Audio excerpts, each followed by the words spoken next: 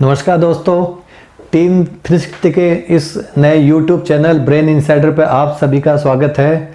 जैसा कि आप जानते हैं कि इस चैनल पर हम नए नए टॉपिक पर इंटरेस्टिंग जानकारी आपके सामने प्रस्तुत करते हैं। इसी क्रम में मैं आज फ्रंटल लोब के बारे में कुछ जानकारी आपके सामने शेयर करना चाहूँगा।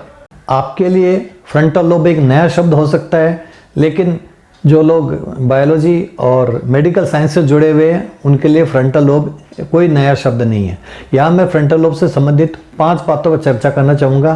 पहला, फ्रंटल लोब क्या है, ये ब्रेन में कहाँ स्थित होता है, उसके क्या फंक्शन है।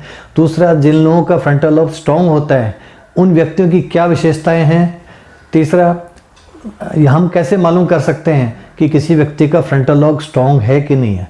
चौथा, अगर जिनके फ्रंटल लोब स्ट्रॉन्ग रहते हैं तो वो किस प्रोफेशन के लिए, किस करियर के लिए ज़्यादा सूटेबल होते हैं। और पांचवा, अगर किसी कारण से फ्रंटल लोब या उसके किसी भाग पे कोई डैमेज हो जाता है एक्सीडेंट के कारण से, तो वो व्यक्ति आगे आने वाले जीवन में अपने व्यवहार में क्या चेंज महसूस करता है या दूसरे लोग उसके व्यवहार में क्या चेंज महसूस करते हैं। इस टॉपिक पर आज हम चर्चा करेंगे। लोब में चर्चा करने से पहले मैं आपको ये कहना चाहूँगा कि हमारा ब्रेन मुख्यतः 3 भागों में विभाजित है।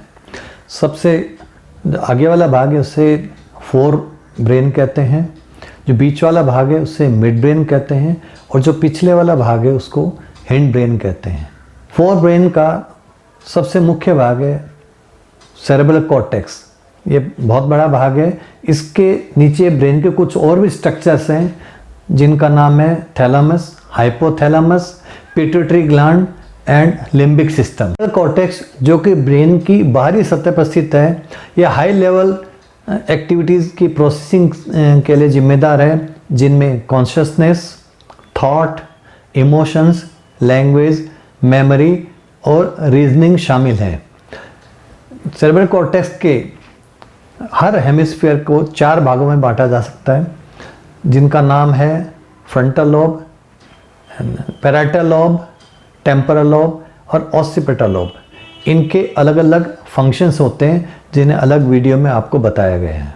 फ्रंटल लोब जो कि ब्रेन का लगभग 1/3 भाग कवर करता है, ये ब्रेन डेवलपमेंट की प्रोसेस में सबसे लास्ट में डेवलप होता है, और जब इंसान बड़ा होता है ओल्ड एज में सबसे पहले इसी का डिक्लाइन चालू हो जाता है। फ्रंटल लोब दिमाग के अगले भाग में स्थित होता है। इसका विस्तार पीछे सेंट्रल सल्कस तक होता है।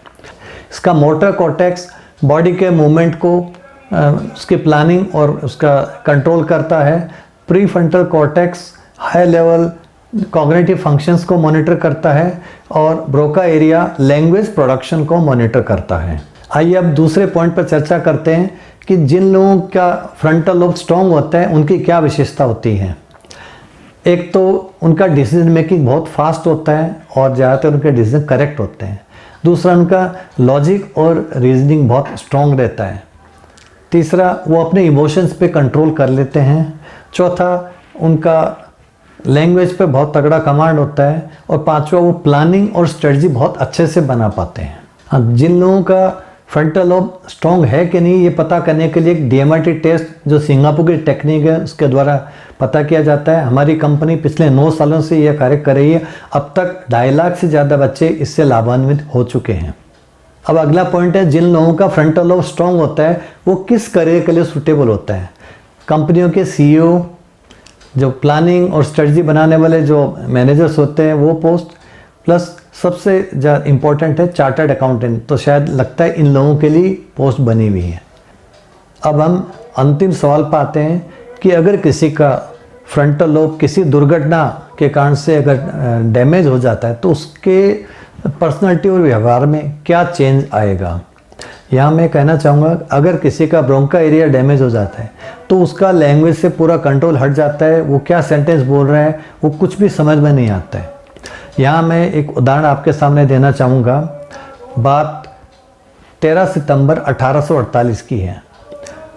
मिस्टर फिनियस केज नाम के व्यक्ति, जो कि USA के वर्मोंट में रेल रोड का फोरमैन था, एक वेल्डिंग ऑपरेशन चल रहा था।